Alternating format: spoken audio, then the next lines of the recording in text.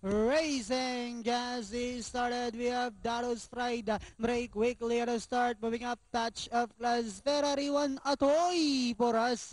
Is done only inside. Dreamworks. Then comes Don Don's entry. Moving up, flash away. Done only inside. Gobelis. Inspiring manpower. Maticas. While Simple Beauty is the early trailer. And going along for the first turn. We have Daros Pride moving up. Done only inside now is Ferrari 1.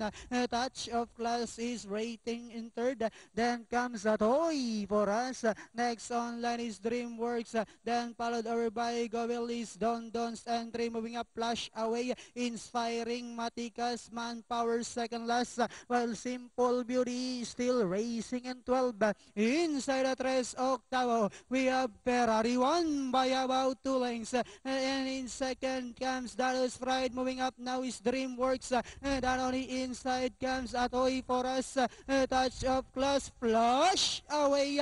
Like twice now. Moving up, Don Don's entry. Maticas comes next. Then comes Inspiring. And as they swing for home, we have Ferrari 1 by about 4 lengths. Dreamworks in second. Moving up on the outside, flash away.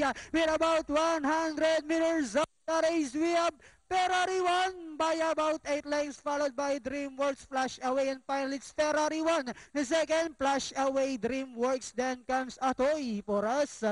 Inspiring and Don Don's entry for your Super 6.